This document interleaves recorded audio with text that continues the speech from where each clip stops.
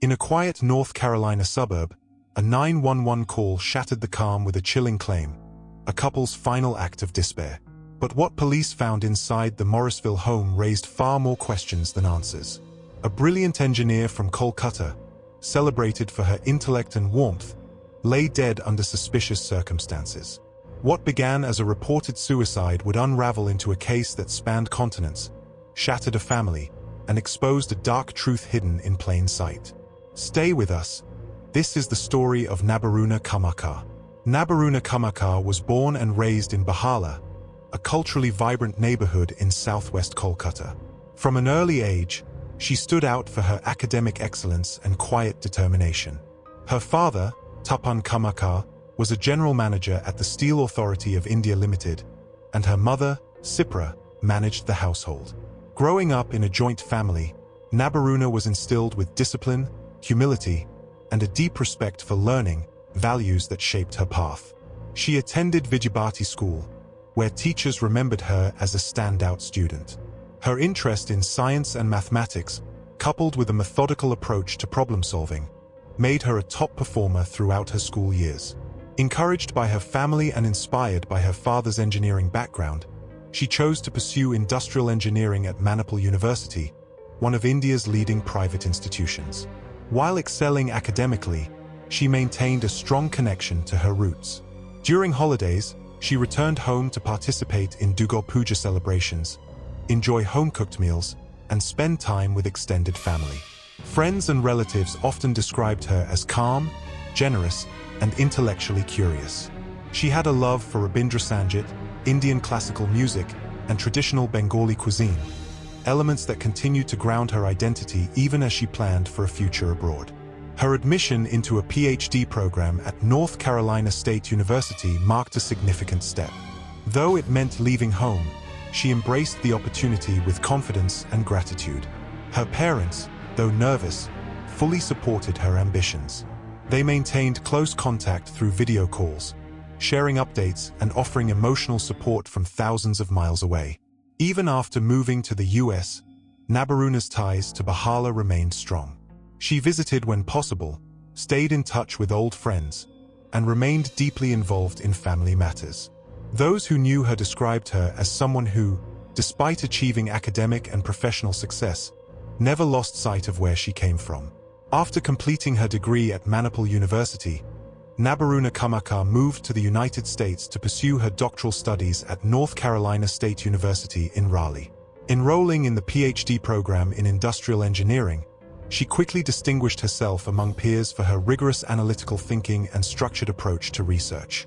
Her academic work focused on systems optimization, contributing to projects that had practical applications in manufacturing and analytics.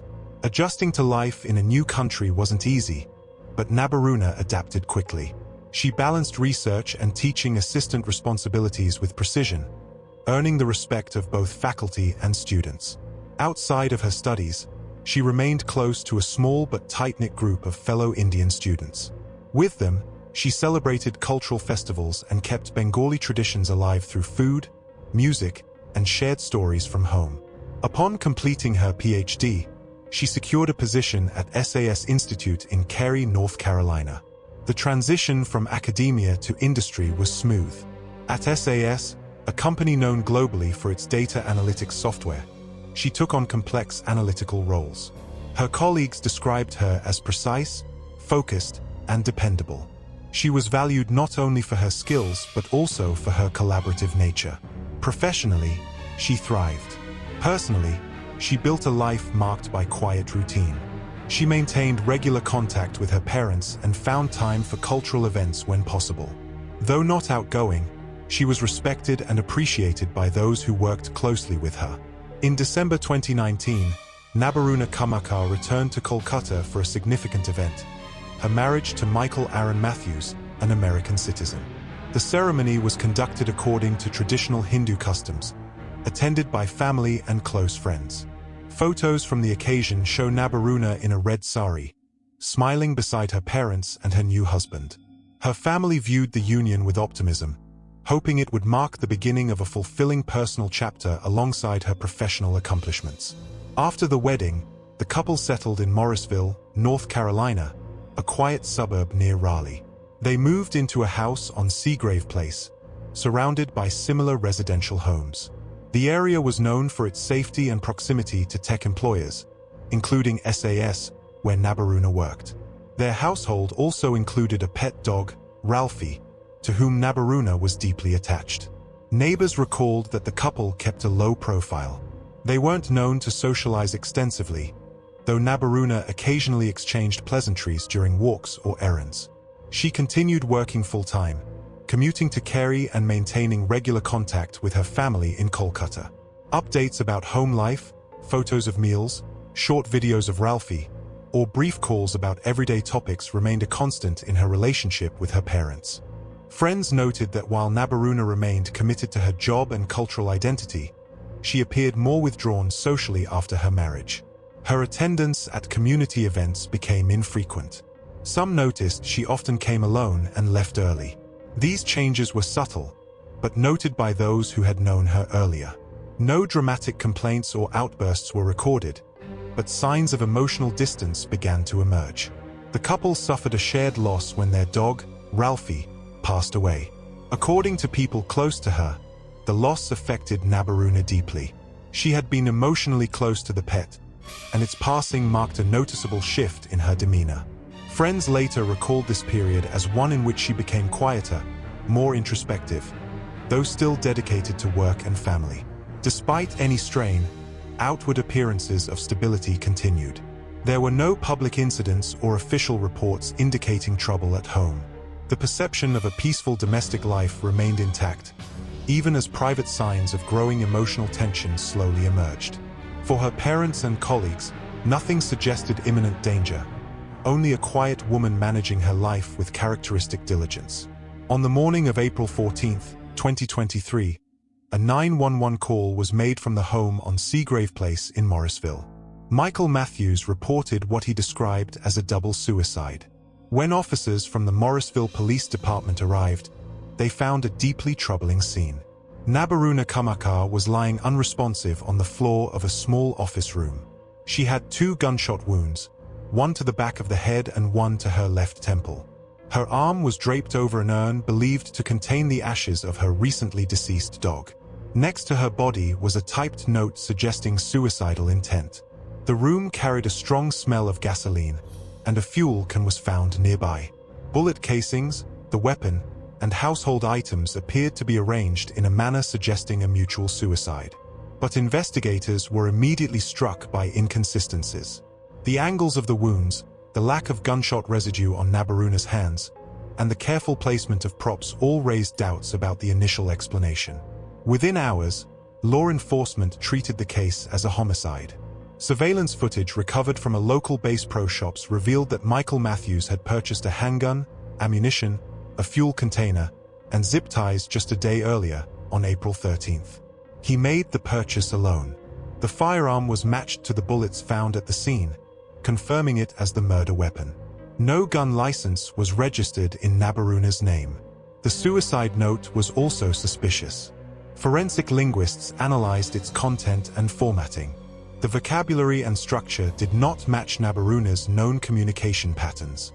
It was unsigned and typed, unlike her usual handwritten notes. Digital analysis showed no trace of her creating the file on any of her devices. An autopsy conducted by the medical examiner established the cause of death as homicide. The bullet to the back of the head could not have been self-inflicted.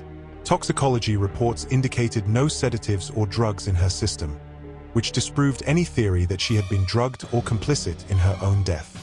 Police noted that Matthews had waited several hours after her death before calling emergency services. The delay provided him time to arrange the scene. In the garage, investigators discovered a torp and additional zip ties, further suggesting premeditation. The gasoline found inside the house had not been used, its presence likely intended to mislead responders into thinking a larger plan had failed. Matthews was arrested shortly after the autopsy results were finalized. He was charged with first-degree murder. News of the crime shocked both the local community and those in India who knew Nabaruna. For her family in Kolkata, the official version of events came as a painful contrast to the initial information they had received. There had been no suicide. Their daughter had been murdered. Bell midpoint call to action bell. If you've made it this far into the story, thank you for following Nabaruna's heartbreaking journey. Take a second to like this video, subscribe to the channel, and turn on the bell notification so you never miss powerful stories like this one. The case against Michael Matthews was built on a foundation of forensic science, digital footprints, and timeline reconstruction. From the moment authorities shifted the classification of the April 14th event from suicide to homicide, prosecutors and investigators began assembling a comprehensive profile of premeditated intent. One of the most critical pieces of evidence was the surveillance footage from the Bass Pro Shop store dated April 13th, one day before Nabaruna's death. The video showed Matthews purchasing a firearm, a box of ammunition, a red gas can, and a bundle of zip ties. He paid in cash. This timeline aligned precisely with the planning window investigators believed he used to stage the crime. The autopsy provided crucial findings. It established that the shot to the back of Nabaruna's head had likely been the first and fatal wound. Experts testified that the entry angle and lack of close-range gunpowder residue ruled out self-infliction. The second shot to her temple, while damaging, was inconsistent with a self-inflicted trajectory. Both wounds reinforced the theory that she had been killed at close range by another person. Forensic analysis also examined the suicide note found beside her body. Typed on a home printer, the note lacked any personal signature. Linguistic experts reviewed it and concluded it did not match Nabaruna's typical written expression. More tellingly, computer forensic teams found no evidence that she had authored the document. Instead, the document had been created and printed from a device used by Matthews. Digital evidence extended beyond the note. Investigators reviewed Matthews' internet search history and discovered a chilling sequence of queries. Phrases such as "how to shoot someone and make it look like suicide," "gasoline explosion setup," and "how long does gun residue stay on hands?" appeared in the days leading up to April 14th. These searches strongly suggested that Matthews had not only planned the killing but had researched how to disguise it. In court filings, prosecutors included details about the home scene, the positioning of Nabaruna's body, the urn of their deceased dog placed near her, the gas can beside the door. All of it pointed to a deliberate attempt to craft a narrative. The presence of additional materials in the garage, including an unused torp and more zip ties, indicated that Matthews may have considered alternate or more complex scenarios before settling on the one executed. Text messages and emails recovered from Nabaruna's phone painted a different reality from Matthews's claim of a joint suicide pact. Her last communications included notes about an upcoming work presentation and a planned video call with her parents. There was no mention of distress or suicidal thoughts. These details formed a powerful rebuttal to the initial narrative put forward by Matthews during his first contact with police. Friends and co-workers also testified that Nabaruna had shown no signs of mental health struggles. One colleague noted that she had spoken days earlier about submitting a new proposal at SAS. Another described her as quietly stressed, but not depressed or withdrawn to the point of suggesting self-harm. These character references further solidified the portrait of a victim with active plans and no suicidal tendencies. The prosecution emphasized that the entire sequence, from the shopping trip to the 911 call, followed a calculated timeline. By waiting hours after the shooting to contact emergency services, Matthews had time to arrange the scene and attempt to construct an alibi. But the inconsistencies in his statements and the overwhelming physical and digital evidence dismantled his narrative. In sum, the state built a compelling case, a homicide disguised as a suicide, driven by premeditation and enabled by easy access to weapons and tools. Matthews' intent was clear, and his efforts to conceal the crime only added to the severity of the charges. The court was presented with a meticulous record of planning, execution, and attempted deception, leaving little room for doubt. When news of Nabaruna Kamakhar's death reached her parents, Tapan and Sipra in Kolkata, they were devastated. The initial report suggesting a suicide was not only shocking but completely at odds with everything they knew about their daughter. Nabaruna had always been emotionally stable, deeply committed to her work, and in regular contact with her family. The claim of a double suicide, especially involving a firearm, made no sense to them. They refused to accept it. Grief quickly turned into resolve. Tupan and Sipra traveled to the United States to be present for the investigation and subsequent legal proceedings. Though overwhelmed by cultural and legal differences, they were determined to understand what had happened and to ensure that their daughter's story was not distorted. For months, they stayed with friends and supporters, attending hearings, meeting with prosecutors, and tracking every development in the case. Their presence in courtrooms sent a message. Despite the pain, they remained composed and focused. With help from members of the Indian American community, a GoFundMe campaign was launched to support their travel and legal expenses. The outpouring of donations and messages from around the world reflected how deeply Nabaruna's story had touched others. In the months that followed, the Kamakars became quiet advocates, not only for their daughter's memory but also for awareness around domestic abuse and gun access. They spoke to local media and community organizations about their experience. Though they never launched a public campaign of their own, their example served as a powerful reminder of the emotional strength required to face tragedy with dignity. Tupan and Sipra made it clear in their statements that justice for Nabaruna was not about revenge, it was about truth. Their efforts ensured that the false narrative of a suicide was replaced with the facts of a carefully staged murder. For them, clearing their daughter's name was as important as seeing her killer punished. As the investigation continued, testimonies from Nabaruna Kamakar's friends, colleagues, and community members began to shed light on the final months of her life.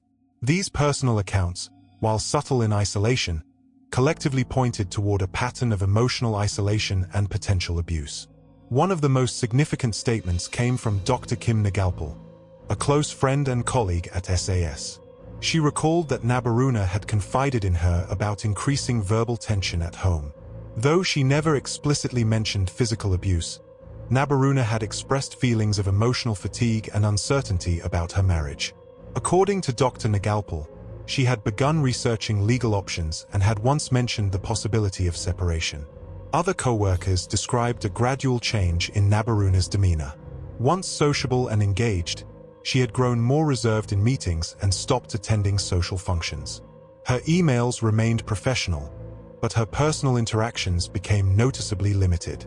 A team lead mentioned she had turned down an opportunity for a leadership role, citing personal distractions. Members of the Indian community in North Carolina noticed similar changes. While Nabaruna had previously attended Bengali cultural programs and community pujas, she had not been seen at any such event in the months before her death. When asked about her absence, she would say she was busy with work. Some noted she often came alone and left early, avoiding small talk or discussions about her personal life. Investigators also reviewed private communications, including texts and email drafts. There were no threats or overt signs of danger, but several messages suggested that Nabaruna was under stress. In one message to a friend, she wrote vaguely about walking on eggshells and feeling as though even silence could spark an argument. Though these lines did not provide clear evidence of abuse, they reinforced the idea of a strained domestic atmosphere. Her family in Kolkata, while unaware of specific issues, sensed that something had changed. In recent months, Nabaruna had grown more hesitant during phone calls. Conversations became shorter, and she deflected questions about her home life. Her father, Tupan, later said he had asked her gently if she was happy, but she had avoided answering directly. The absence of any formal complaints or police reports made it difficult to classify these signs as abuse in legal terms. However, the emotional context provided by these testimonies was vital. They illustrated a woman who was deeply private, possibly trapped in an unhappy marriage, and unlikely to seek help until she felt completely safe. For prosecutors, these details helped counter the early defense narrative of a mutual decision. Nabaruna was not someone who showed suicidal tendencies. She was someone who was trying quietly to find a way forward. These patterns of behavior, when placed alongside digital and forensic evidence, completed the picture of a victim whose distress had gone largely unnoticed until it was too late. The legal proceedings against Michael Matthews began with a charge of first-degree murder. The evidence gathered by investigators, ballistics, forensic analysis, surveillance footage, and digital activity formed a strong foundation for the prosecution. Prosecutors in Wake County prepared for a trial that would have involved graphic testimony and detailed examination of the staged crime scene. Matthews initially entered a plea of not guilty. Pre-trial hearings revealed the breadth of the case. The prosecution outlined how Matthews purchased a firearm and other staging materials, then created an elaborate scene to simulate a suicide. The defense, while not disputing certain factual elements, attempted to raise questions about Matthews's mental state and intentions. However, the core evidence, especially the gunshot trajectories and the timeline of the staged scene, remained unchallenged. As the trial approached, discussions began between the defense and prosecution about a possible plea agreement. Matthews faced the likelihood of life imprisonment if convicted of first-degree murder. Ultimately, on May 19, 2025, he agreed to plead guilty to second-degree murder. The plea was accepted in court and formalized under the guidelines of North Carolina's sentencing laws. Matthews received a prison sentence of 13 years to 16 years and 5 months, with credit for time already served. The decision avoided a protracted trial and ensured a conviction without the risk of appeals or jury complications. Judge Keith Gregory, who oversaw the proceedings, noted that the plea was entered voluntarily and was consistent with the facts established during the investigation. The courtroom was subdued during the hearing. Matthews offered no apology or personal statement. Tapan and Sipra Kamakar sat quietly through the proceedings. Afterward, they shared their view that while the sentence did not reflect the full magnitude of their loss, the acknowledgement of guilt was a necessary step toward closure. Public reaction to the plea was mixed. Some legal experts agreed it was a strategic decision that avoided re-traumatizing the victim's family. Others questioned whether the reduced charge sent the right message in a case involving clear planning and deception. For the Kamakars, the outcome was bittersweet. Justice was formally acknowledged, but their daughter would never return. White heavy checkmark. Final call to action. White heavy checkmark. If you were moved by Nabaruna's story, please take a moment to like this video, subscribe to the channel, and hit the bell icon to support more stories that seek justice, expose truth, and honor the lives behind the headlines. See you in the next one.